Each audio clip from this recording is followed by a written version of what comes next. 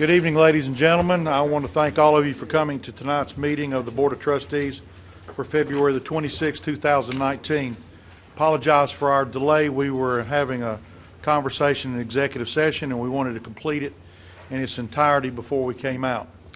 At this time, I'd like to ask everyone to please stand as we have our prayer and pledge of allegiance.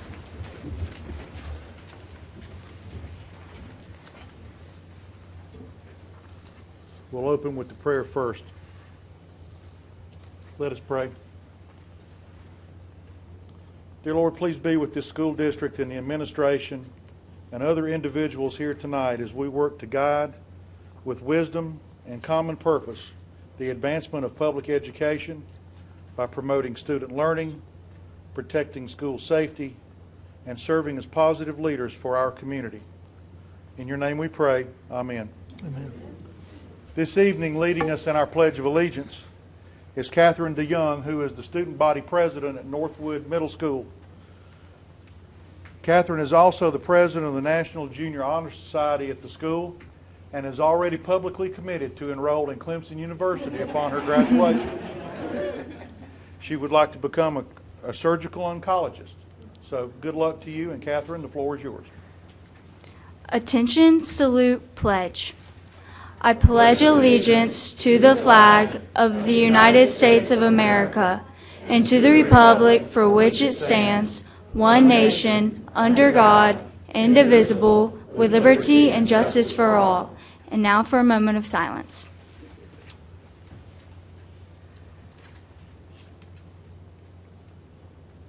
Thank you. You may be seated. Nice. Catherine, thank you for being with us. Go Tigers. All set. Our next item of business in order is a series of award presentations. First of all, beginning with 2 Miracle Worker Awards. And I'll ask Mr. Meek and Mrs. Wells to please move forward with those presentations.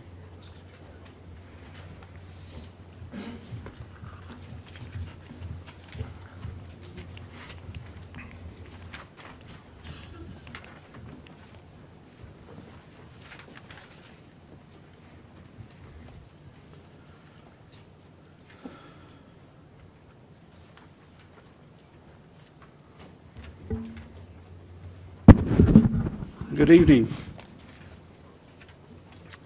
Tonight is our honor to present the Miracle Worker Award to 2 heroic Greenville County school teachers. The Miracle Worker Award was first approved by the board in 1996 to recognize individuals for going beyond the call of duty. To my knowledge, this honor has been bestowed fewer than a dozen times in the past 22 years. Our first honoree is Keller Sutherland, a first-grade teacher at Ellen Woodside Elementary School. Mrs. Sutherland, would you please join me here at the podium?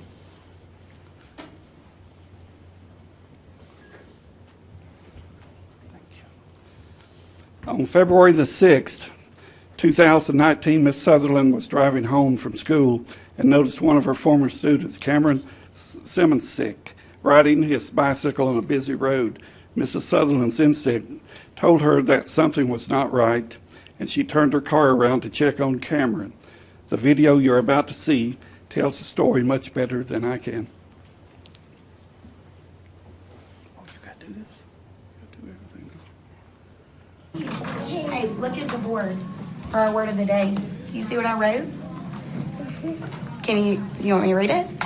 I put, Cameron inspires me because he was very brave and determined to get help for his dad.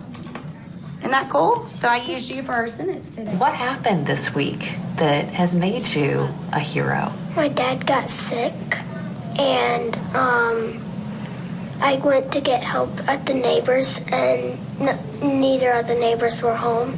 So I got on my bike and tried to go to my grandma's, but my teacher showed up, and she saw me. And I told my husband, I said, there's a child in the road on his bike, not sure what's going on, but I feel like I need to turn around and just see what's going on. So I flipped my car around, turned around, came up behind him and realized when I pulled up, I was like, oh my gosh, that's Cameron. You know, that's my student. I had him last year. I care about him. Like, what is he doing? So I immediately pulled up, rolled down the window, and I just asked him, I was like, Cameron, what are you doing? Like, honey, you're in the road. There's heavy traffic. You know, where are you going? So he couldn't really tell me too much, but he said he was going to Grandma's. I knew that he was followed directions. He wasn't a child who would just leave the house, riding his bike in heavy traffic. So I said, Cameron, does Dad know that you left the house? He said no. So that was my second red flag, like something's going on. I said, Cameron, tell me what's going on at the house. And he said, my dad's diabetic. Sometimes he has episodes, and when he does, he loses brain function. And I said, so Dad needs help? And he said, yes. So I asked him, I said, Cameron, did you call 911? And he said, I tried to call 911, but unfortunately I didn't know the passcode to my dad's phone. Which led to him getting on his bicycle to get help. So a lesson we're taking here at our school is we are going to actually get on our news show and show every one of our students, if you have an emergency, here's the 2 different types of phones, and here's how you get that emergency call. Because Cameron was doing exactly what he was taught, but it was a different phone. What made you think I need to get on my bike and go find help? I don't know. It was just what your brain said to do? Mm-hmm. Yeah. And so you're riding your bike down kind of a busy road. Were you scared? Mm-hmm. Tell me about that. So my teacher was on her way back from school, and she saw me, and she told me that she was gonna call 911 for my dad. When I see myself as a teacher, it just goes so far beyond the classroom. Like I truly care for these kids, and just to see on a day that I felt like I wasn't making an impact, and then God just intervened and placed me, you know, where I needed to be in that moment for Cameron. And I don't know, Cameron was so calm and brave in that moment, and I don't want to say it was because of me, but I was just thankful God placed me there and had a familiar face for Cameron, because in that moment I think he needed it. I felt like he felt helpless, and the only way he could get help was to drive 5 miles to Grandma's house, and you know, and then here I was to help him. And I'm just grateful to have had that moment, just to uplift me, but also uplift him. Who's somebody that inspires you? You? Me? Why me? No way. Because you helped me with my dad. No way. For real? That makes me so proud. Sweet.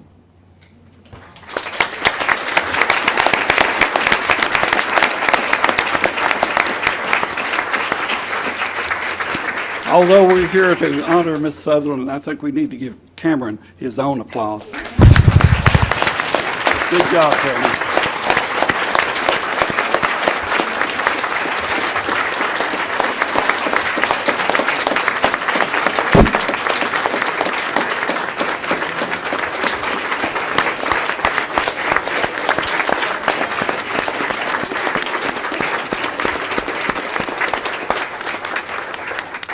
Thank you.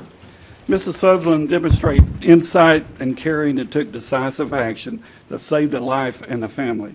She is a credit to the teaching profession and the Greenville County Schools. On behalf of the Greenville County School Board and trustees, I present to her the Miracle Worker Award for her heroic action in recognizing an emergency situation, coming to the aid of a student in distress, and taking action to save his father's life. Congratulations and thank you. Right here with me.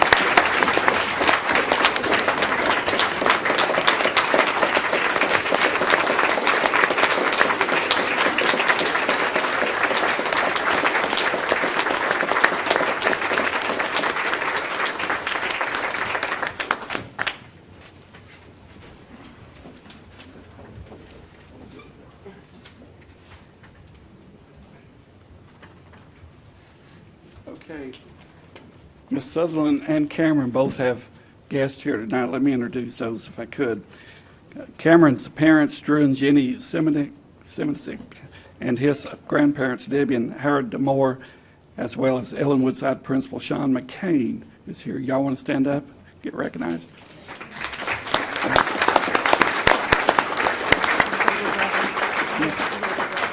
Oh, and his older brother Logan. I forgot him again after I wrote it down. Sorry. Also, Miss Sutherland has a family with her husband Justin, sister Courtney Hayes, mother-in-law Susan Sutherland, mother Daphne McEwen, and father Steve McEwen. I won't hold McEwen against you there. Thank you.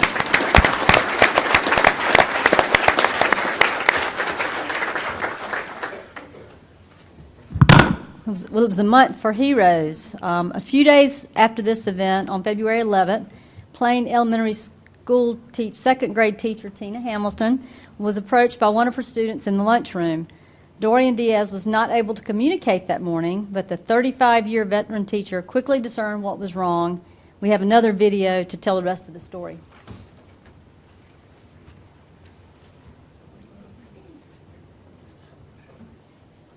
Yeah, don't choke on that ham again, or else we're going to have to do another. My name is Dorian Diaz, and I am in Plain Elementary School at the cafeteria. I am in grade, second grade, and I'm 8 years old. What happened was that, I was eating lunch with my friends, and I was eating my Lunchable. The ham is my favorite thing, so sometimes I just eat the ham, and I choked on it. Dorian came to me, and I could tell his face was red. He was clearly scared, and I just felt like something was wrong, and I tried to talk with him, and he couldn't speak back. And at that moment, I knew I had to do something. I stopped and I prayed, and I thought, God help me, I don't know what to do. And then I remembered what I was taught to do. And the safety videos that the district mandates that we watch, it shows you what to do when a child is choking. And I did what I saw on the video. It was stuck in my throat, and I was afraid that if I tried to swallow it, it would be stuck there and I wouldn't breathe. And Miss Hamilton had to press my stomach, and it came out. I was very scared, and I had to eat my lunch at the health room. Everybody say mean things to this. Once the ham came out of his mouth, he turned around and he gave me the biggest hug. And honestly, we just cried together. I held him as tight as I could. Miss Mahalik was there. We all just surrounded him. And he just keeps telling me over and over, thank you, Miss Hamilton. Thank you for saving my life. This is an 8-year-old boy telling me something like that. And it's all because I watched that video and I put into practice what I learned on the video. And I'm thankful our district mandates that we watch these safety videos, or I wouldn't have known what to do. I'm so happy that Miss Hamilton was there to help me, because if she wasn't there, I would have not been able to breathe. I was very scared and nervous, and I really love Miss Hamilton. Well, teachers sometimes have to be like an adult. Well, they are adults. Sometimes they feel like parents. How does that make you feel? Dorian, this is why I do what I do. This is why I have been teaching for 35 years. It's because of children like you. I love my job, and I love you, Dorian. I'm glad we were a team and helped you to survive your ordeal. We're a team? Team. We're a team. Team. Love you, Dorian. Love you too.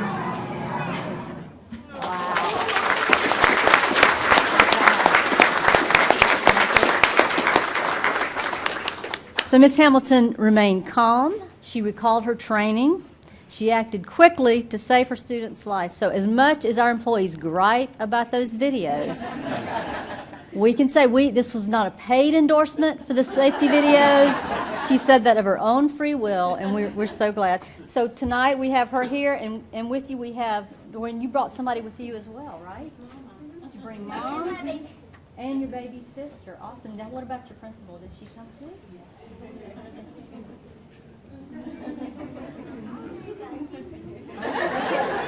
What do you say? We'll call her back. Call up as well. So we're happy, Ms. Hamilton, that you were ready that day, and that you made all the difference in the world, like you do every day, but extra special today. Sorry. So on behalf of the Board of Trustees, I want to present this Miracle Worker Award to you for your heroic action in recognizing an emergency situation, coming to the aid of a student in distress, and taking action to save his life. So you guys please join me as we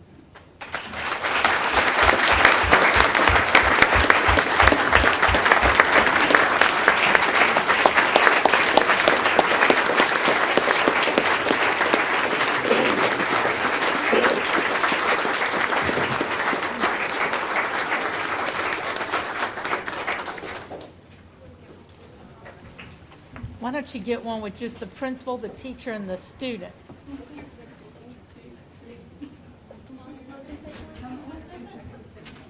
On the other side. Yeah. Put him in the middle and one teacher and the principal on each side. There you go. I didn't know Linda was the communication director. Yep, there you go. Exactly. That's what it's all about. It's about them, not us.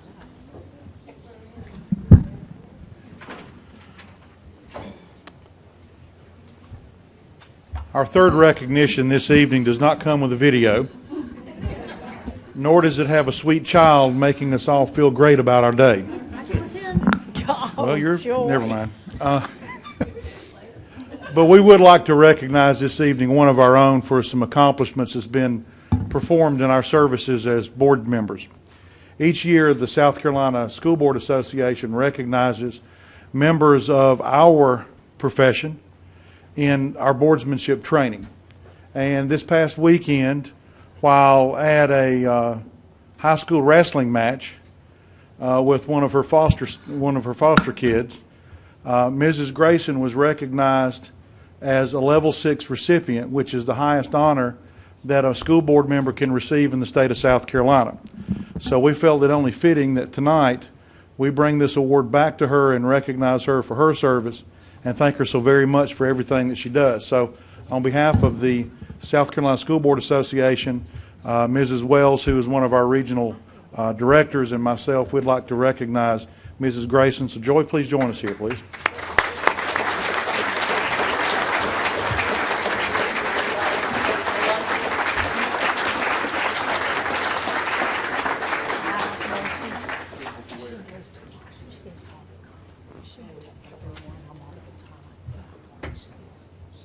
Points. Yeah.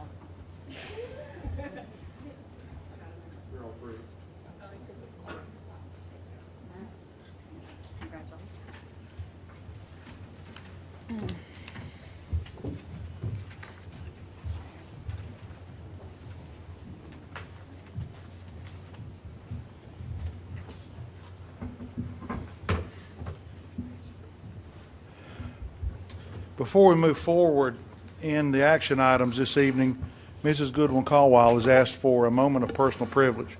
Michelle? Thank you, Chuck. I asked Chuck if I could, with it being February, being Black History Month, if I could do a Black History fact. So I am going to be speaking about Dr. Thomas E. Kearns, which is the picture over to my far right. As a student in Greenville County segregated schools, Dr. Thomas E. Kearns never pictured a day when he would lead a school system serving children of all races. For Kearns, growing up under segregation and later teaching French and social studies at Sterling High School, the prospect of being school superintendent was unimaginable, he once said. But the unthinkable became reality in 1989 when Kearns was named as the Greenville County School District's first African American superintendent. He served for 5 years, working to boost the quality of education, hire more minority teachers, build new schools, and create partnerships between schools and businesses. Kearns' contributions to education will be remembered in Greenville County for generations to come. The young man who couldn't imagine an integrated school now has one that bears his name. Thomas E. Kearns Elementary School opened in Greenville in 2006. Thank you. Yes, ma'am.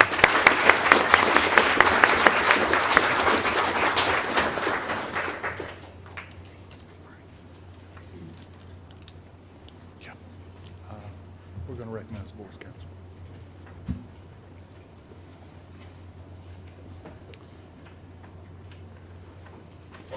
At this time, the next item of business in order is the adoption of the consent calendar.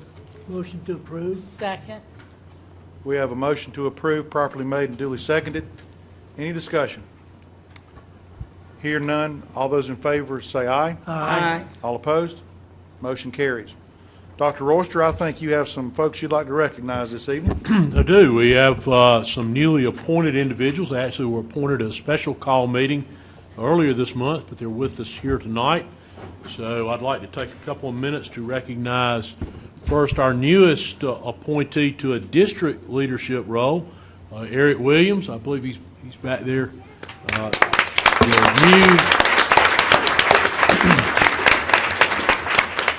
New executive director for career and technical education. Eric, you have any of your family with you? My wife, Mary Beth. Glad to have you here tonight.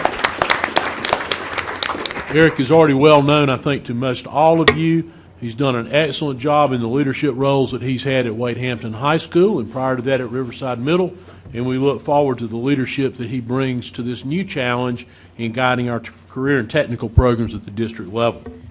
Dr. Royster, may I say one thing? I am truly going to miss Eric at Wade Hampton. Eric, I just want you to know we are very proud of you. You have served Wade Hampton beautifully, professionally, and ethically, and I am so excited for your new venture, and I know you will be as effective there as you have been at Wade Hampton. So thank you.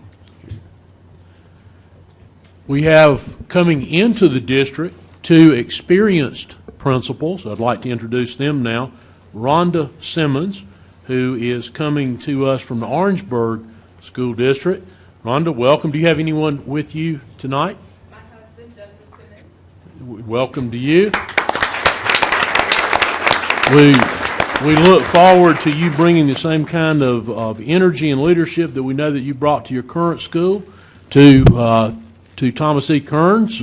Coincidentally, the gentleman to whom Mrs. Goodwin Cowell spoke earlier, who certainly had an extremely distinguished career and record here leading this district, and we know that you will do his namesake proud there. Congratulations. We look forward to having you as part of the Greenville County Schools family. We also welcome Johnette Nesbitt. I know I saw her earlier. There she is. I know I saw her earlier. Johnette, do you have anyone with you? My husband, Tori. All right. Welcome to you as well. Johnette's the newly appointed principal at Alexander Elementary School and comes to us having served as an elementary principal in Cherokee County. And we know, again, that she will bring that same kind of leadership to Alexander as she has brought in her current role, and we look forward to having her here and welcome her to Greenville County Schools. And while it's always great to welcome people into the district, it's great to recognize Mr. Williams and his advancement within the district, but there's something that's kind of uniquely special about being able to recognize individuals for their first principalship. And we have two of those people here tonight. Matthew Critel, who's the newly appointed principal at Bethel Elementary, who has been serving as the program director at Finney J. Fisher Middle School. Matthew, congratulations on your appointment to the principalship, and we look forward to your leadership in that new role. Do you have anyone with you here tonight?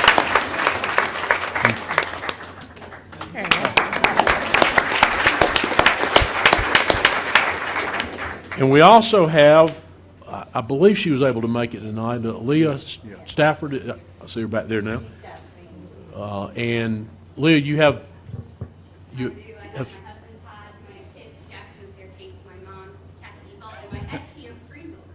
Oh, okay. So brought quite the crowd.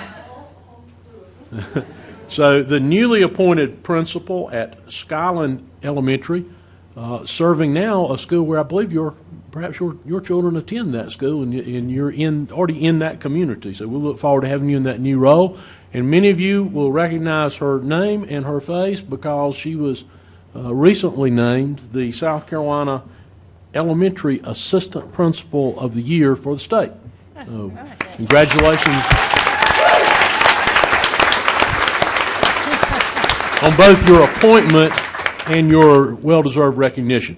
Thank you, Mr. Sellers. Thank you, Dr. Royster. I'd also like to take this opportunity to thank Mrs. Bush for the flowers this evening. And are these leftovers from Valentine's? Okay. Yeah. But anyway, thank you very much, Debbie, for your kind gift. Also, Mrs. Levinus Wells, I think we have some Boy Scouts in the room that like to be we need to recognize this evening. Yes, sir. Tonight we have Boy Scout Troop 776 from Advent WMC in Simpsonville. Our Scoutmaster is Mark Bird, husband of Brenda Bird. Would y'all please stand up?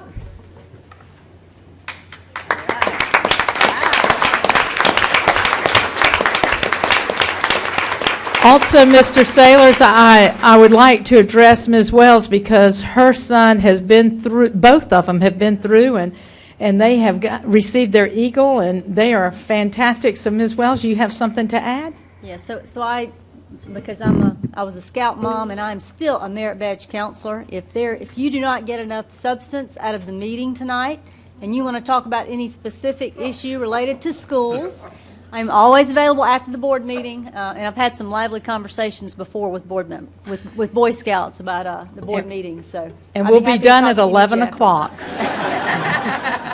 At this rate, you're right. Thank you guys for being with us, and good luck in your work.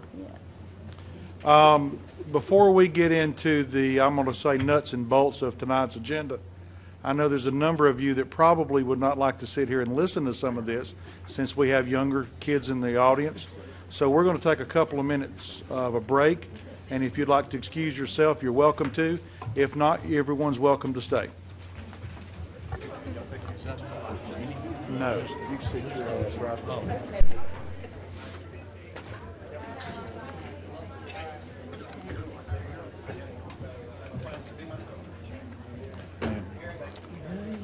Our next item of business in order is the appearance of visitors.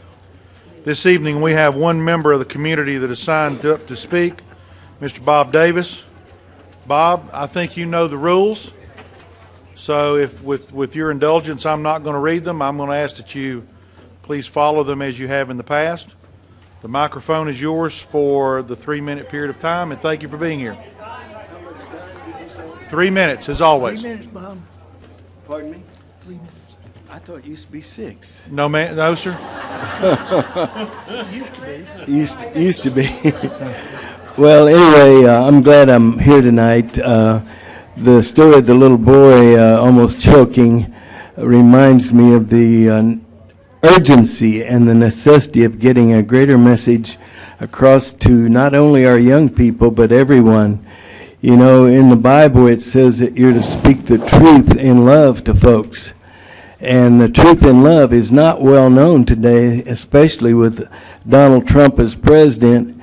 But you know, I love what the Word of God says in Ephesians chapter 4, I believe it says, "Let no man deceive you with vain words, for because of these things cometh the wrath of God upon the children of disobedience. Be not ye therefore partakers with them." You know, folks, in this school county here, I know there's over 70,000 students. I did research on this a few years back. There may be nearly 80,000 now. And these young people need the truth handed to them. They're not getting that much truth today. I have an article here. It's called Christian Faith in America, Reshaping America's Christian Values Through Public Education. Can you ever imagine such a blasphemous statement? Well, now, I looked this up before I found this copy. The first copy I looked up was a few weeks before this. This came out in September, the 25th of the past September. And in there, it said the article contained a different title. It was reshaping Christianity through the public education system. Folks, that's an indictment. And I quoted, it says, "Let no man deceive you with vain words." That means empty, useless words. "For because of these things cometh the wrath of God upon the children of disobedience. Be not ye therefore partakers with them." You know, I used to work bank robberies, and I caught a lot of people and put them in jail. A lot of them were dangerous people. But I never had to shoot anyone. I had to pull my gun a few times. But you know, when you have a weapon that's stronger than a gun, we've got the Word of God, and it's being denied our young people today. There's an article written about secular humanism in John Dewey that every one of us in this room needs to read, and perhaps the whole community. John Dewey, the father of modern public education, around the 1930s, he was a communist. Most people don't know that about him. And his teaching today is secular humanism to take the schools. And that's what they mean by reshaping the Christian values or reshaping Christianity. That doesn't work. Our country was based on the Bible. There's a lovely article that all of us need to read. I found in the internet recently. It says the Bible was the bedrock of Western civilization. That is so true. We'll never have freedom nor liberty without the Word of God, and we'll have more and more Soviet Satanist socialism. Thank you, Mr. Davis. Our next item of business in order is item 5.01, the superintendent's report. Dr. Royster. Settlers, I had a superintendent's report prepared tonight to talk about teacher retention and teacher recruitment. But I think that anything that I would attempt to do at this point would be anticlimactic after having heard the stories about those two teachers and what they did, and having the opportunity to hear that and see the commitment that's there, then to have the chance to welcome these new leaders to our schools. To hear that description of one of my predecessors, Dr. Kearns, I don't think there'd be anything I would add that would be of value that I would choose to include tonight. So we'll defer hearing about teacher retention and recruitment to a later time. Thank you, sir.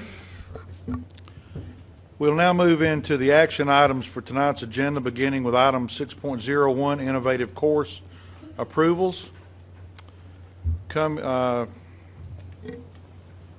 Okay, this thing doesn't agree with me. Okay. You need this? I got it. Recommended motion coming from the Committee of the Whole is to approve these local board courses. Is there, they're coming from a committee, requires no second. Is there any discussion? Hearing none, all those in favor of the motion as stated, please say aye. Aye. All opposed? Motion carries. Next item of business in order is item 6.02, the revision of policy IHF, academic achievement, graduation requirements. The recommendation is coming from the Ad hoc Committee on Instructional Policies, and I'll ask Mrs. Wells to speak to this motion or this item. Thank you, Mr. Sailors. The committee met prior to the board meeting tonight so that we could review the changes. We talked about this policy for quite a while at the Committee of the Whole, and there were a few changes we needed to make just to be sure that our language was consistent with the changes in having a new state-recognized employability credential, and then ensuring that everything was in alignment with the new terminology. So that has been done. All of you should have received an hour or so ago a copy of the policy. Are there any questions or concerns we could take? Let me go ahead and get it on the floor if I could. Recommended motion coming from the Ad hoc Committee for Instructional Policy is to approve the revision of policy IHF, academic achievement, graduation requirements. Is there any discussion?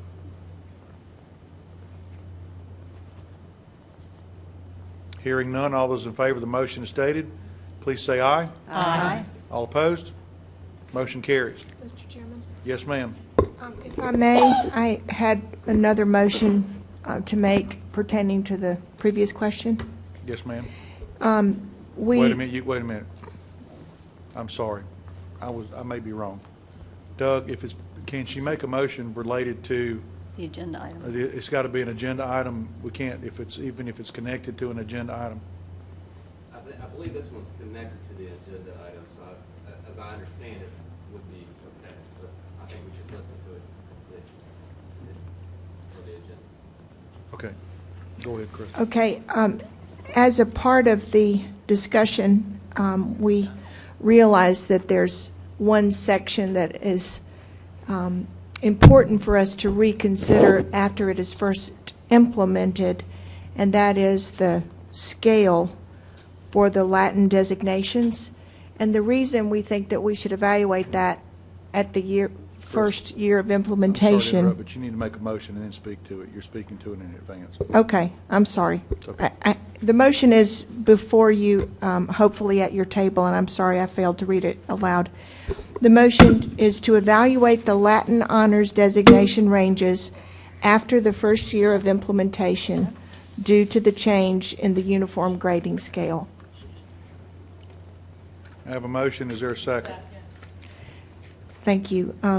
It's self-explanatory, but I believe that right now we're expected to implement this for the first time in 2023. But there could be changes to that. So instead of pinning it down to a date certain, I've just suggested that after the first year of implementation, we will go back to look to see if those ranges were appropriate, given the fact that there's been a significant change in the uniform grading scale. Any discussion? Mr. Meek. Mr. Chairman, I think we're treading on dangerous water here. It should have been included, I believe, in the ad hoc chairman's presentation for a motion.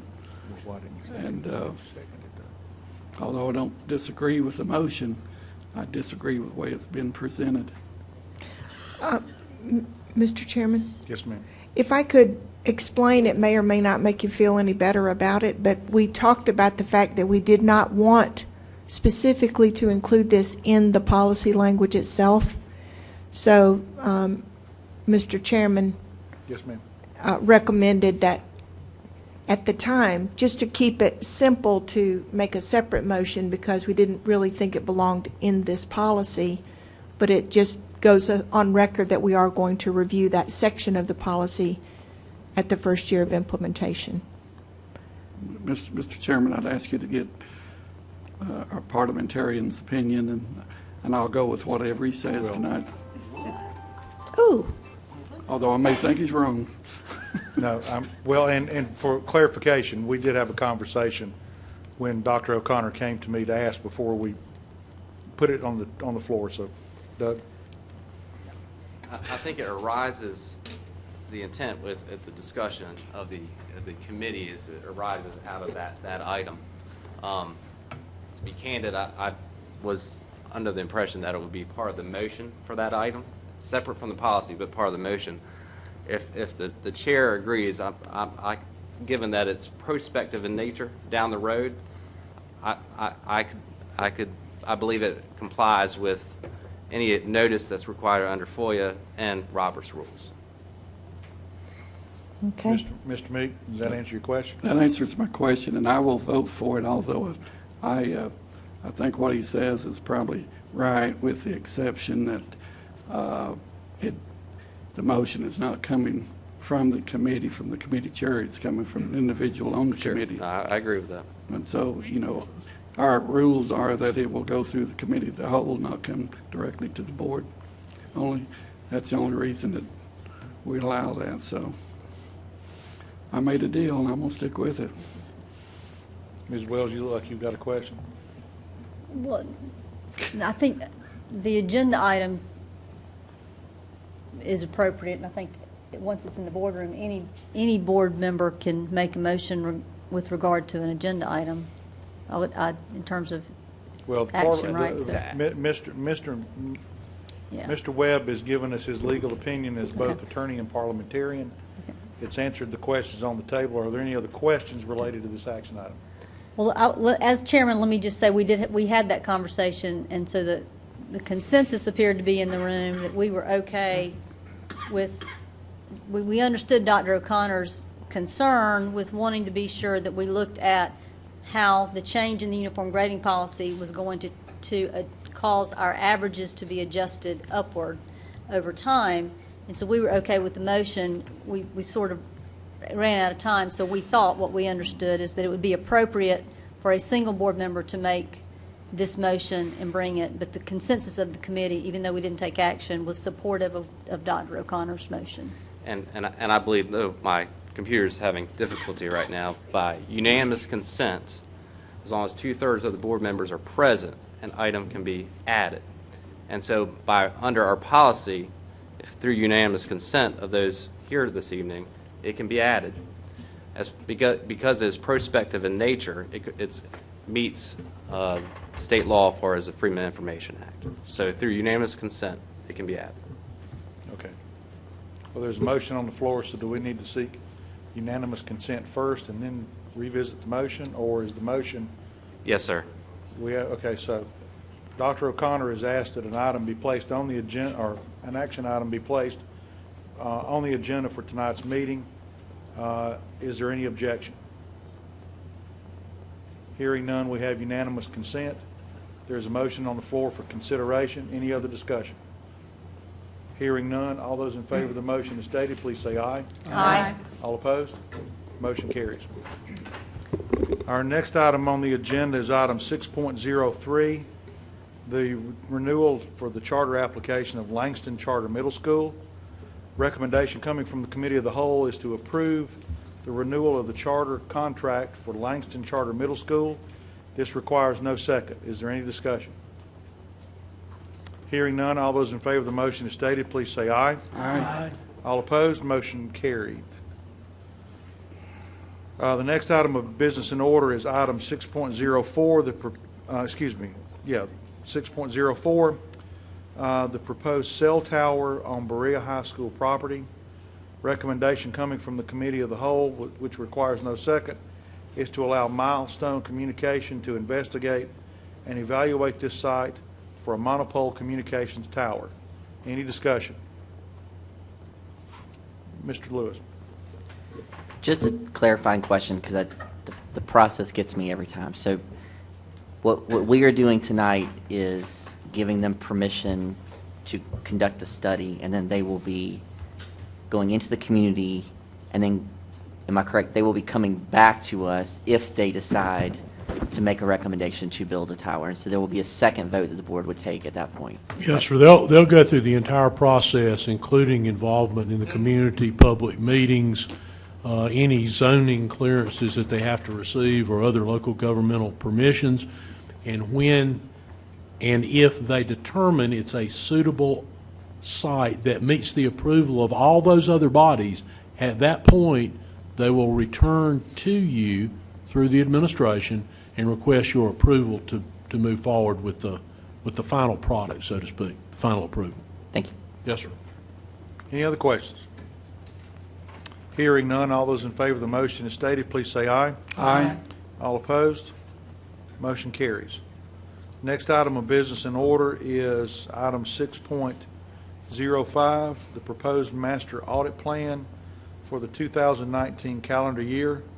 There is a recommended motion from Internal Auditing Services, which is to approve the master internal audit plan for the 2019 calendar year. This is coming from internal auditing, so we will need a motion. Mr. Lewis? Mr. Chairman. So my understanding is this is carried over from the January board meeting. Yes, sir. And just to kind of make sure that we're following the process correctly, I believe it was presented as a motion at that time. And since that time, Mr. Barber and I have met to talk about some of the concerns I had that led Mr. Chairman, me. what number are we on? 6.05. Thank you. Yes, sir.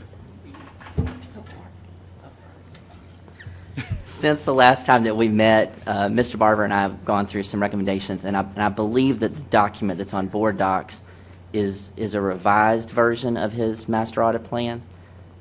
Is that correct, Mr. Barber? So If I may present a substitute motion, and that would be to substitute the internal audit master plan discussed on January 22nd with the revised audit master plan submitted by the auditor and dated February 13th and currently on board docs. Okay, I have a motion made and seconded, and for clarification, Mr. Lewis and Mr. Barber, the original plan that was previously addressed is being replaced by the document that's on board docs. And as clarification for that and to formalize this document, you're making a substitute motion. That is correct. Well, you're actually making the motion because there's no motion on the floor originally to... No, it's my understanding. My recollection, there was a motion on the floor. It was seconded, and then the motion to postpone was made. It was approved. I'm having all kinds of sound effects when I talk this evening. Wait a minute, Doug, time out. That's about like listening to Charlotte McDavid sneeze. Be serious now. Sorry. Is it? Is you okay? Is there a call you make? Okay. Just, That's about like Dickie McEwen's going off of the railroad whistle one night. Okay. Yeah. Okay. Now, would you please rewind a moment and give us the point of information that you had just a moment ago? Yes, sir. At the January meeting, there was a motion and a second to approve the audit plan that was Correct. presented in January. Then there was a motion to postpone for a definite time, which was tonight. Yes. And given that it is now a board item, it is Correct. brought back. So what was moved and seconded was the original plan presented by Mr.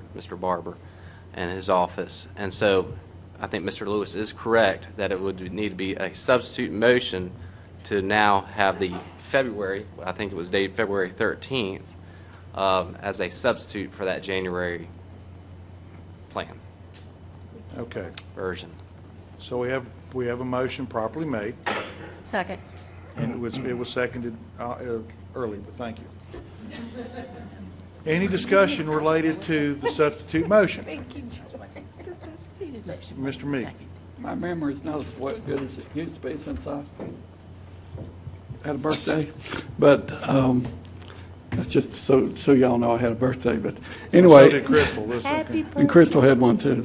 But anyway, I'm trying to remember last month, and if I remember correctly, I thought we passed one part of the audit plan. Did we not? We did We pass one. subsequently So we left passed. three items on there, and that's then we made a motion to postpone those 3 items until tonight. So it wasn't the original motion. It was the substitute motion that Ms. Wells or somebody made with the 3 items to postpone it until tonight. So that should have been the substitute. Isn't that right? Am I remembering correctly?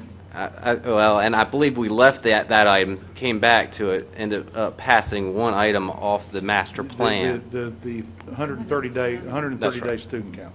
But then we postponed the 3 items until tonight. The remainder of the plan that was presented in January, yes. And so that's the motion that should have been on the floor.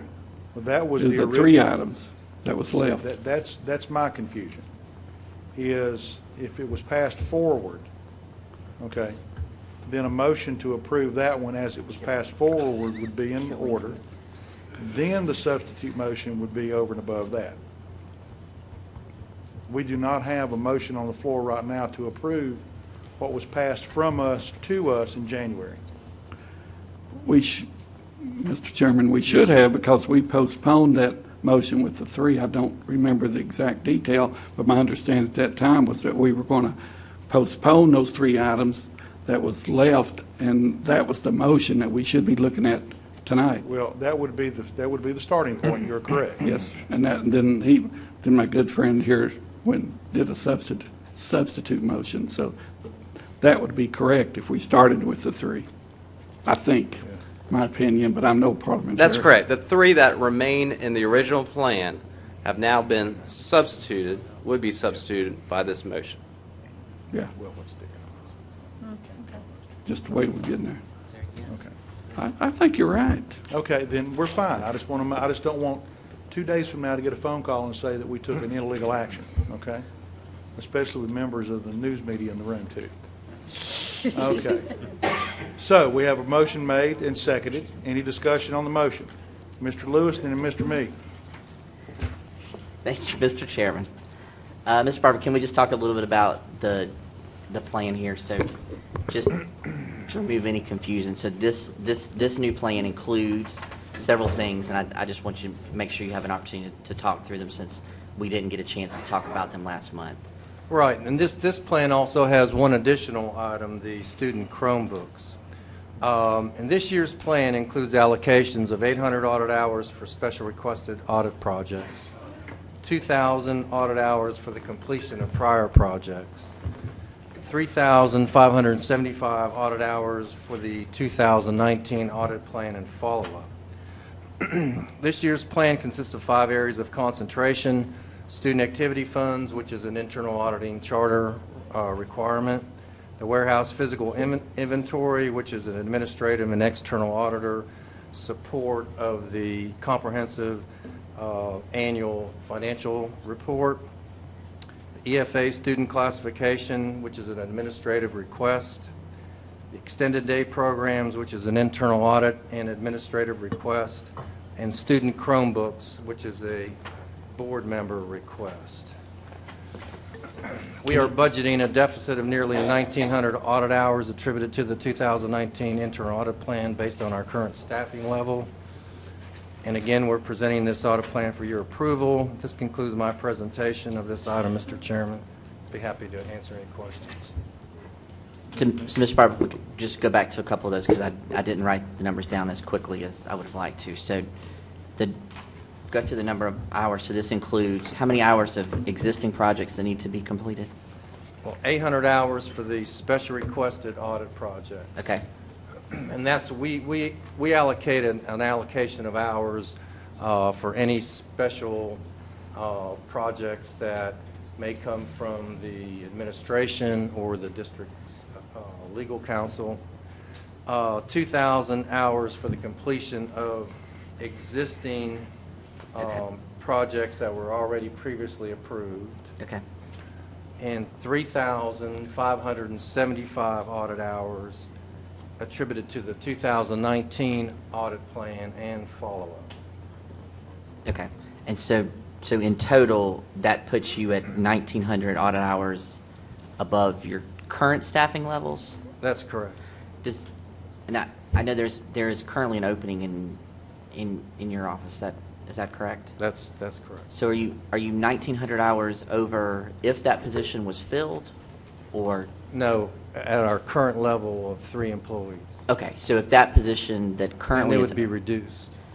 If that position was the current open position was filled, would you have enough hours in that one FTE to cover the 1,900 hours that you're missing, or do you believe no you would not? No, sir. Okay. I mean, it's already February. Yeah. We probably wouldn't get somebody in here until late April, possibly May. So, training, we would probably only get a half a year out of that, out of a new employee. Okay. So, okay. I mean, we can try to adjust scopes. We can try to do the best we can to just push them as fast as we possibly can do them. So we'll just have to see. These estimates are based on rough estimates of what I think the hours it would entail to complete those projects. Okay. Thank you, Mr. Barber. Mm-hmm. Mr. Meade. Thank you. Mr. Barber, on the Chromebook audit, what are you going to be auditing? What are you going to be looking at? Well, that's just, we haven't really done the planning to determine what the actual audit program would be, but we can look at, some of the, how those Chromebooks, the hard drives are disabled. We can look at the, I believe we thought that the schools were paying a $25 insurance policy for those, but I guess that money comes into the district, so we can kind of see where that money, what the balance is on those accounts, and see how that's going. So there could be some liability there. They're doing, it's a self-insured. I think they turned that into a self-insured project instead of insuring it with a third party. So we can kind of look at the balance of those funds and what give us an idea which expenditures direction may we have should come go. out of that Yeah. account. Understand. And what's the balance of that account? Okay. My next question is sort of what Derek was asking about. You have 1,900 hours deficit. The one employee that you're short, is it 2 employees you're short? Well, 1 employee. We had 5 for many years, and we're down to 4 now. You have 4, yourself and 3 so now others. we have 3, but currently we have 3. You and 2 others? Yes, sir. Okay. Mr. Chairman, I would make a motion that we give Mr. Barber the okay to go ahead and hire another auditor. Well, I've got a motion on the floor already.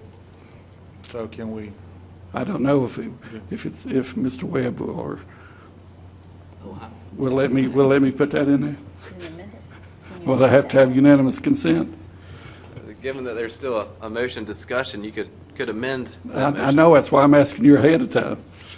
Mr. Chairman, make that an amendment to the motion. So I have a motion for an amendment to amend the motion on the floor. Yes, amend the motion on the floor. Amend by addition.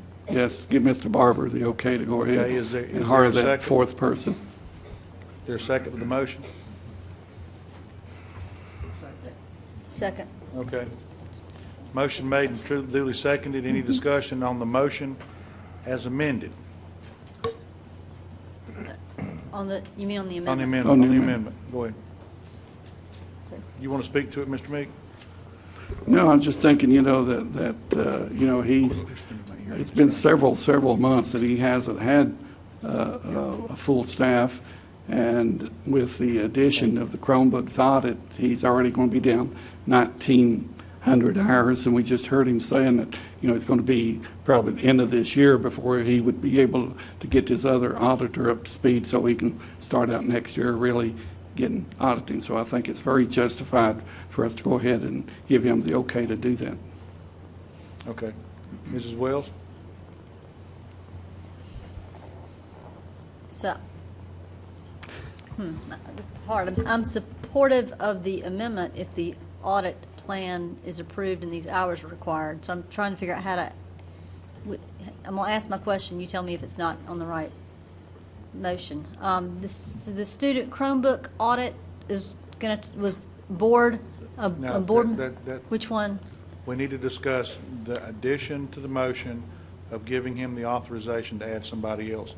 Once we approve that, then we'll go back to the motion as amended, then your question would be appropriate. So what I'm trying to understand is the hours part. So the number of hours that are required for the audit plan as originally recommended versus now we have an amended one.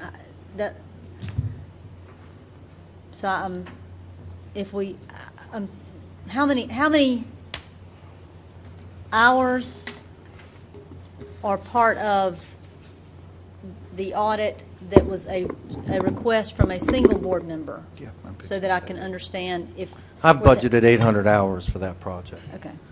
So we would have been So you'd still be under budget by 1,000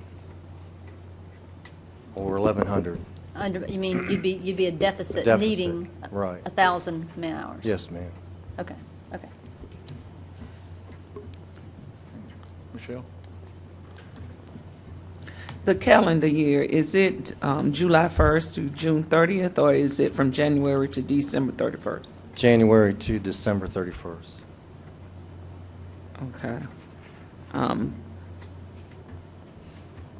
Because I'm trying to understand with you saying, so we're speaking to giving him authorization. Yes, ma'am. To get another person, and you saying that it would be April or May before you get them. So it is good for us to give you that person, correct, for you to go on and be able to hire another auditor. It's budgeted in our department. We have a budget for 4 employees.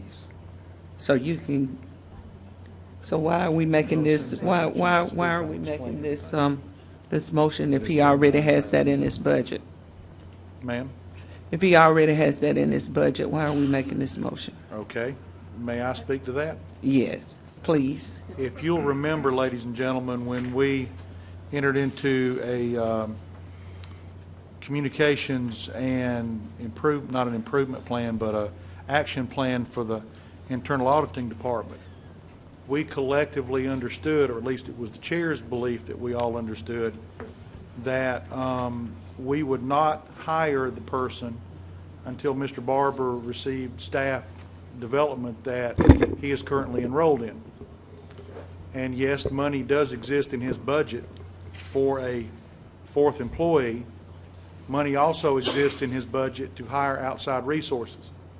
So if a 4th person is needed, we're not preventing the internal auditing department from hiring an outside contractor. Okay. That Okay. okay? Yeah. I'm good. Dr. O'Connor. Yes, I'm in favor of giving Mr. Barber whatever he needs to do his job well. And I feel like as a district grows and changes, we always have a lot of pressure to do a lot of audits, and he's got the additional pressure of having board members interested in looking into different areas, which he always offers us to do. And so I thought that Mr. Meek was asking to add a person above and beyond the 4, and I would support that too. So since you're not, I'm absolutely in favor of it. But just to say, I thought you were saying let's add an additional one based on the fact that he would still be in the hole for that. So I appreciate all the hard work they're doing, and appreciate Mr. Lewis bringing forward and helping us understand that by adding these additional audits, there's additional squeeze on time for Mr. Barber and his staff. So I'll be happy to support the motion. Okay. Any other questions related to the amendment? Okay. Hearing none. All Mr. Chairman? Yes, sir. Roll call, please. Okay. We'll take a vote on those in favor of the motion to amend by addition as presented. Sherry? Mrs. Bush? Yes. Mr. Chamley? Yes. Mrs. Goodman-Callaway? Yes. Mrs. Grayson? Yes. Mrs. Levitt Wells? No. Mr. Lewis? Yes. Mr. Meek? Yes. Dr. O'Connor? Yes. Mr. Sudden? Yes. Mrs. Wells? Yes. Mr. Saylor? No. 9 yes, 2 no. Now, that's up to The motion passes. We will now discuss the motion, the main motion as amended by addition. Any questions related to the main motion as The substitute amended? motion is Substitute amended. motion is amended. Yes, sir. Any discussion? Hearing none, all those in favor of the motion stated, please say aye. Aye. All opposed? Motion carries. Thank you. Our next item of business in order is item 6.06, the audit of food and nutrition services internal controls. Recommended motion coming from the Internal Audit Services is to accept the audit for food and nutrition services internal controls. Is there a maker? Somebody's Motion got to to make a approve. motion, guys. Motion to approve? I got a motion. Is there a second? Second. Have a motion properly made and seconded. Any questions? Mr. Lewis? Mr. Barber, could you just talk through this audit and the recommendations? Sure. This audit was performed to evaluate and document the financial internal controls of food and nutrition services. This internal control review and evaluation was performed to ensure that the internal controls provide reasonable but not absolute assurance that the fundamental elements of the system are sufficient to accomplish their intended purposes. This report consists of 3 observations. Observation number 1 concerns the lack of segregation of duties. In the receiving and depositing of funds in the FAN's office, one employee is responsible for processing all incoming mail, including payments received. This employee also makes copies of checks received, prepares bank deposit slips, and takes the deposit to the bank. In addition, this employee is responsible for preparing invoices for catering services provided by FANS. There is also no segregation of duties in the ordering and receiving and approving of supplies at the FANS office and at school locations. Our recommendation is FANS management should consider improving preventative internal controls in the financial area of receiving and depositing funds in the FANS office. Segregating job responsibilities of invoicing for catering services and receiving payments for those invoices would strengthen the controls for the catering process. In addition, all funds received should be logged in by a separate employee who is not involved in the billing process or responsible for depositing funds. FANS management should also consider segregating job responsibilities when ordering food and supplies, receiving these items, and approving the related invoices by the FANS office employee and cafeteria managers if economically feasible. That concludes observation number 1. Dr. Oyster, does the administration have any response? Not to you or Mr. Urban. Sorry. It's not to you or Mr. Urban need to respond to that. I got just a brief response. Food service and the finance department have worked together to implement the recommended procedures as far as handling of cash, handling of invoices, handling of checks to make sure there's proper segregation of duties at the schools. We will put in place as best as possible the receiving of invoices, receiving of goods. At times when those goods are received on the back dock, they also may be serving food to the students. So that may prevent us from all the time having 2 people receive the goods as they are being delivered. But they will try as much as possible to make sure when the items are received on the back dock that we have 2 people receiving those supplies and documenting those invoices. And I believe that somewhat falls under the category of measuring the risk versus the cost of adding additional personnel to further mitigate the risk. Yes, sir. Food service also has a very strong program that watches the food cost per meal for each school. And if a school falls out of a certain range as far as the food cost per meal, they go and audit that school and see what's happening. That's their indicator that there might be something amiss as far as not receiving the goods that were ordered. Yes, sir.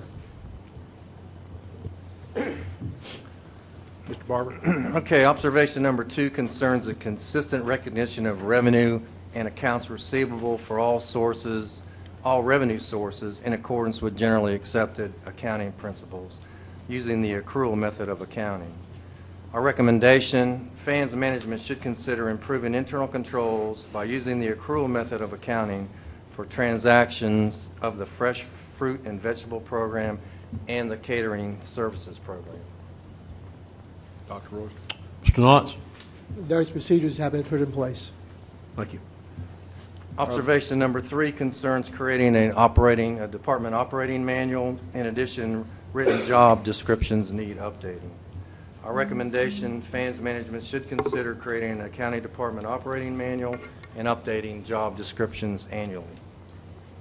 Mr. Knotts. Those recommendations have been put in place. We also went one step further. The food service accountant has been identified as a position that we consider to be critical 1D position. So our general ledger accountant from the finance department has been working with that individual since February of 2018, going over the critical accounting procedures this person does for 2 reasons. One, to make sure that we have a proper backup, and also to document the financial transactions that are done in food service. Thank you, Mr. Knotts. Mr. Lewis. Mr. Knox, if we could just talk through that first idea of segregation of duties, because my experience with the FAN staff is they are pretty occupied with food preparation and food service. Is this going to require us to add additional staff to these to these cafeterias in order to be able to do this? No, it should not. So we can put procedures in place to help us better segregate our duties without adding additional staff in these offices? Yes, sir. I will caveat, as it's stated in here, there may be times where they may receive goods or supplies or food items and shipments where there may not be 2 people available to receive those items. And you're talking about items that are being delivered to the school in the middle of food distribution or food preparation, is that? Yes, sir. Is that right? And the schools currently don't have, the school staff don't currently have a role in assisting fans with receiving those goods? The school staff are the ones that receive the items. The staff who aren't with fans who are working at a school, they can't have a role in assisting with that. I'm just trying to think about how we can support the fan staff without maybe changing staff structures. And I'm not sure we were clear in our response. Where we are able to do that, to have a second person there from the fans staff, fans is taking that action. At times when they can't have a second person, they're just simply not doing that. The level of risk is extremely minimal, and the employment of additional personnel, the cost of those additional personnel would exceed the amount of risk. Sure.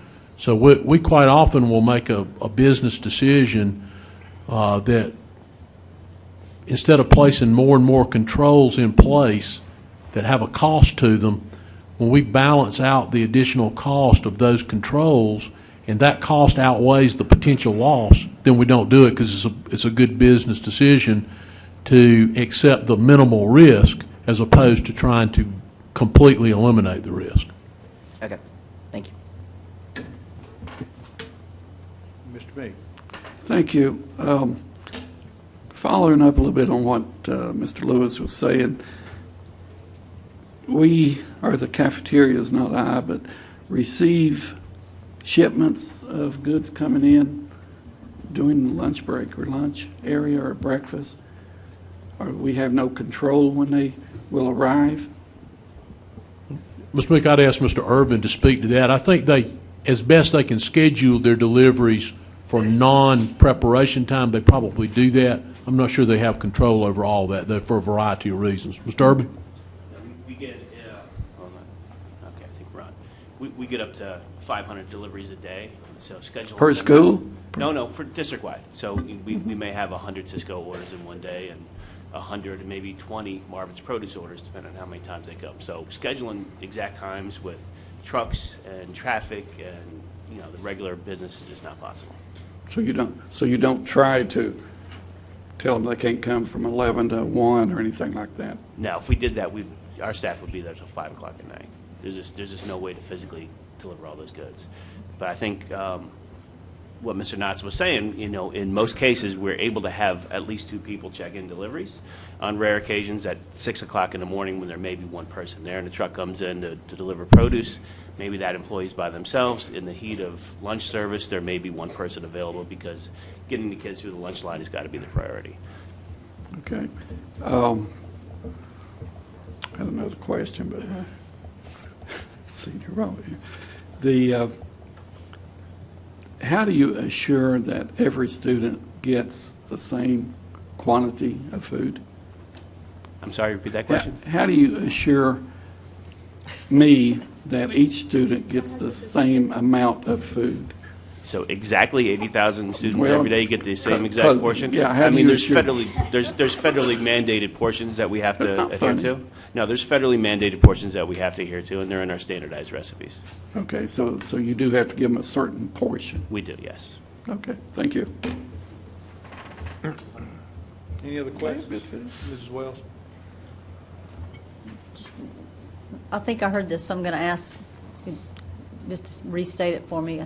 I think what I heard Dr. Royster say is that one of the other ways you sort of have controls is what it should be costing to serve the number of meals that we're serving. So in terms of the food they're taking in, the inventory they're getting, and then what they're producing. So in terms of a control, you have a little bit of a control there to understand kind of what it should cost, and then if it's outside that range, then you know maybe there's something you need to look at with regard to whether it's looking at invoices or looking at quantity or anything else. Right? Joe could tell you all the things that would be an indicator of, but that's sort of the warning gauge that there's something wrong here, and it would stand out there if we weren't getting the amount of food that we were ordering, if people weren't getting the right portion, if we weren't taking in the right amount of money. Those are, a lot of times we talk with you all about kind of the big picture of the health of the finances of the district is looking at fund balance going up and down and how it cycles. This is one of the kind of the big picture dials that they look at to see if there's anything amiss in any particular unit throughout the system. Okay, great. All right, thank you. Any other questions? Hearing none. We have a motion on the floor. All those in favor of the motion as stated, please say aye. Aye. All opposed? Motion carries. Thank you, Rick. Our next item of business in order is item 7.01, Internal Audit Services Project Status Report. Mr. Barber. Thank you, Mr. Chairman. For the 2017 calendar year, we have a report that's 100% complete, Student Activity Funds Extended Daycare Program.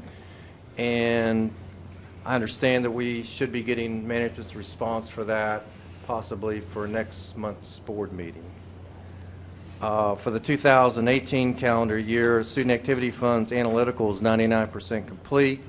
So hopefully we will be issuing that report in the near future. Cash receipts and accounts receivables, 40% complete. Purchasing card and credit card and risk management we have not started yet. And the employee work hours is also 100% complete. And again, I understand that we may be getting management's response to present that report also in March. And I'll be happy to answer any questions. Does anyone have any questions at this time? Which was the one you're going to bring back next month? Which? Possibly the Student Activity Fund Extended Daycare Program and the employee work hours. Both of those projects are 100% complete. Okay. We're waiting for management's I think action. I've been getting a little buzz on the student or on the work hours of some employees. I've fielded a couple of questions, so I guess we'll hear about that next month. Yes, sir. One of the things we're doing is any exceptions that Mr. Barber's group might have found, appropriate personnel from finance, HR, and any school or department that's affected, we've expected for them to offer an explanation, if there is one, as to why there might be a discrepancy. So they're going through and looking at every one of those individually so that we might properly account for them, or if they can't be properly accounted for, how we're going to recoup whatever loss there might be there. So we'll be very thorough in following up on all those. Okay, thank you. Any other questions, Mr. Barber? Hearing none. Thank you very much, Rick. You're welcome. The next item of business in order is our committee and board liaison reports. Mr. Lewis, you have something from advocacy? Just one very quickly. So the advocacy committee spent the majority of today looking at House Bill 3759, which is the South Carolina Career Opportunity and Access for All Act, although it seems to be commonly referred to as the Education Reform Act. The challenge is going to be for this committee that bill is moving through the House incredibly quickly, and it's the desire of Speaker Lucas to have that bill passed, or at least moved through the House within the next few weeks. There is a companion bill, Senate Bill 419, that started from the same place but has deviated pretty substantially in its content. And so it's difficult, I think, for the advocacy committee to come forward with some policy recommendations at this time around those two bills because they're so different from one another. So I'd ask the board's patience that at some point, probably very quickly, we may see some consensus around those two bills and then may have some policy recommendations that could possibly come to the advocacy committee and to the board at the next committee of the whole meeting as a special called meeting. So just be patient with us as we try to work through. It would be my preference that if we see those bills slowing down, that we would also slow down and look at our response to that. But if it moves too quickly from the House to the Senate and the Senate starts moving on it, we may need to take a position before I think we really expect it to. So all of that to say, we're looking at these two bills and we're looking at some policy recommendations and responses to it, and they may come possibly to a special call meeting after the CAL in March. Any questions for Mr. Lewis at this time? Mrs. Wells and Dr. O'Connor. So one of the, in the House bill in particular, one thing that's in there that's particularly concerning as a school board member, and I think other school board members across the state that I talked with this past weekend share my concern, is that in their bill there are a number of additional constraints and requirements that they wish to put on local school board members that go above and beyond what's required of any other elected official.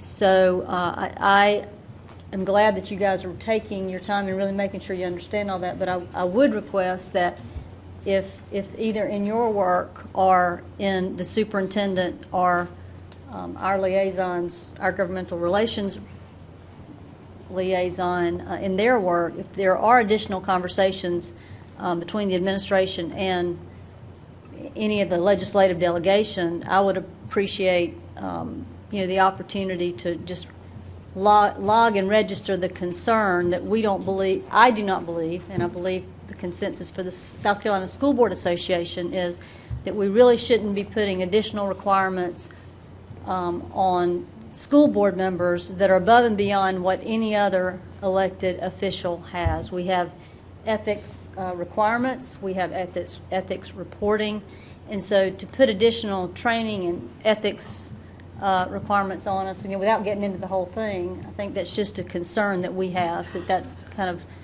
an unnecessary overreach and complication in the bill. So I don't know if you guys talked about that, but go ahead. That is a perfect example of how the House bill and the Senate bill don't necessarily jive with one another right now. And what you're describing is in the House bill and not nearly as specifically in the Senate bill. And so those are examples. The 0 to 20 committee is another example. Some of the reforms on Read to Succeed are another example. There are places where the House bill and the Senate bill have been changed so substantially that to comment on one really is not commenting on what may be the finished product. So we're absolutely are looking at that section as well as some of these others. Okay. Thank you. Dr. O'Connor and then Mr. Meade. Yes, just to say that the more I heard about these bills at the School Board Association conference, the more confused I got, because people are excited that education is at the center of the conversation, and that's great. But then when you get into the details of it, there's a whole lot more concern than optimism, or caution at least, about what it might mean if some of those things are implemented in terms of funding and how it's taken or moved or shifted, which we've seen in the past. So I'm really grateful that you are looking at it. I would ask that you provide information to the full board as soon as you are able to help us with any conversations we might be able to have. And it doesn't seem that we have to wait till the final sort of consensus bill is there to at least be on our guard to be able to ask for the right things if we have those advocacy conversations out there. So I'm eager for you all to help the full board get better educated on. I think as soon as the target quits moving, we'll have a pretty good idea. But right now, literally every day the target moves. Fair assessment.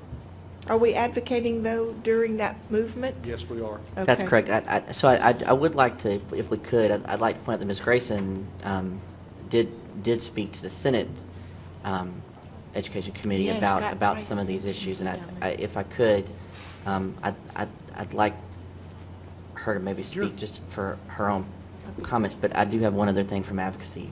Okay. Well, let's get through the questions, and so Joy, if you want to share, and then we'll go to Roger.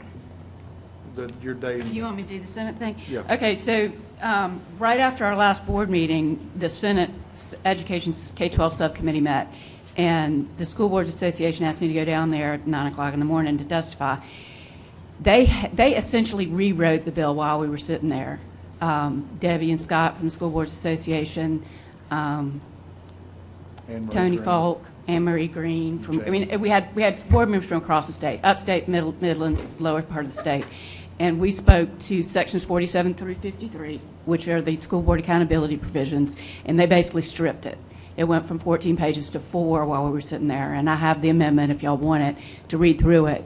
But you know, the problem is, as Derek stated, the House bill still has all of that. They took out a provision that a school board member could be jailed, but they for not doing the right required training, but they can still be fined. I mean, this was, and Greg Hembry, who's the Senate chair, said, you know, basically that they cut and pasted this bill. They took sections of this bill from other states that may or may not have an ethics commission, that may or may not have the same reporting requirements that we do. So part of it was just educating the members of the committee. Ross Turner is on there, and so is Scott Talley from our Greenville delegation. They were very receptive, and Hembry essentially said there is no way the House version of this bill will pass. So where they meet in the middle is anybody's guess, but it's not as gloom and doom as you may read about in the papers. The Senate's on it. Mr. Chairman, may I ask one more question? Ms. Grayson, Mr. Chairman, would you ask Ms. Grayson if those members can be jailed if they don't get a better education than they've had? I'm just wondering. Okay, No? that is, okay. Mr. Meek. Thank you.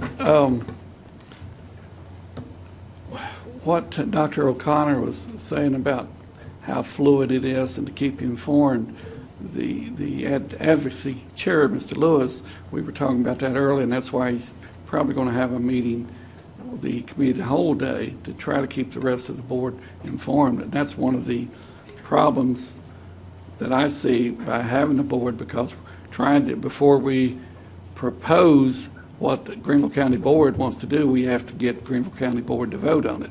And that's a time-consuming process. Now, if members would say, okay, Mr. Lewis, I give you the okay to go ahead and prepare these talking points, let us know, but you go ahead and be fluid with these changes, then that would be wonderful, I think. You know, are you making a motion to that regard? Is that on the I don't know if we can. It's on the agenda. Well, this no, is it's not. It's a committee it's, report. this It's not I don't think it is. No. This is the advocacy report. Well, can I address that point? No. Yeah, we are. Go ahead. I'm sorry. Well, if I could, we have a policy about local control. It's in the School Boards Association's advocacy positions. It's our position. So the governance, accountability sections of that bill, which are carved out pretty specifically, anybody on the board can talk to anybody they want to on that, because that is a local control issue. It's been our position since day one that the best decisions are made closest to the child. So we don't need a board vote on that part of the bill. Now, as far as the 0 to 20 and some of these other substantive things and what they're going to do with Read to Succeed, those are the kind of things we might have to parse through and come up with a position on. But the governance and accountability piece, I believe any board member can speak to at this point. Okay. Anyway, I won't be making a motion. That's fine. I have, a minute ago anyway. Well, I've got the floor. I just wanted to remind everyone we do have a ad hoc committee meeting immediately after this meeting, so still. Short one. If I could, just as clarification too, Mr. Lewis, we're working to try to keep everybody informed. We're going to try to have a advocacy committee meeting before Cal, and then Dr. Royster has said that we're probably going to have a called meeting following Cal for the purpose of some personnel issues. So we may be in a position to put a recommendation from the committee to the board at that time. But Mr. Meek's point is well taken. We are, in cases where we need to be flexible, we don't give ourselves the flexibility. And I would encourage us to have a conversation to correct that. Okay. Mr. Lewis, you got something else? No, I agree. I do, just to respond to that, and then I do have one other item. Sure, go ahead. I think there is a challenge that we, I think as a board, do approve general concepts like local control, and then we, for some reason, have the need to rewrite that as a separate resolution, when I wonder if the board should consider in the future, when it approves its general platform, that approving that platform gives the advocacy chair or the board chair the authority to write positions on behalf of the board that mirror those advocacy positions that the board has approved. I think in the future that might be a useful way for us to approach that. We would have to take separate action to do that, but I just think this is a great example of where we met today, we spent an hour, we will probably have to meet again to just get it out of committee, to get it in front of the board, to really validate things we took positions on a year ago that just are in a different flavor. So I would like the board to consider that. The last thing I do want to give everybody an update on is several of us were part of the National School Board Association Advocacy Conference, which was held in Washington, D.C. earlier this year. And we have not had an opportunity to really reflect on that. And I just want to say it was an incredible experience to be a part of the celebration of the great work that's being done, particularly with services for children with special needs here in Greenville County. And I thought Ms. Hogan and Mr. Sailors did a great job. I Facebook Lived the thing, so if you didn't see it, it's your own fault. But I mean, I was just really impressed with us being held up as a district in front of the country as an example of some incredible work being done, and really the need to really reform IDEA, not only to talk about fully funding IDEA, but some real good conversations about what are some regulations and some restrictions that could be removed from IDEA that would make it easier for school boards to operate if you're not going to fully fund it. And in particular, I think Congressman Timmons, who showed up at the press conference, stayed after to ask questions. Later at our meet and greet with him, had a whole series of questions. I think Ms. Grayson facilitated an evening conversation with him, with many of the board members that were there. I mean, there was just some real in-depth conversations with a new congressman about the impact that federal law is having on our local school district. And I just think it was an incredible opportunity, and I was really proud that we both were a part of it and were able to facilitate that. And tell them what IDEA is for the audience doesn't know what that stands for. The Act for Students with Disabilities and Special Needs, and so there's a federal law that requires what services we are required to provide, that also requires that those services be funded by the federal government at a certain percentage, and right now the federal government doesn't provide that, and so when they don't, we have to fill it in with local dollars, and those local dollars come out of raises that we'd like to give teachers, or additional services that we'd like to provide in the classrooms, or additional planning periods for teachers. And all those things come from these unfunded mandates at the federal level that really, if the federal government funded, we'd have resources to do many of the things that I think are also important to us. So, thank you. I've got Dr. O'Connor and then Mrs. Wells, and then we'll move on. Thank you. I just wanted to,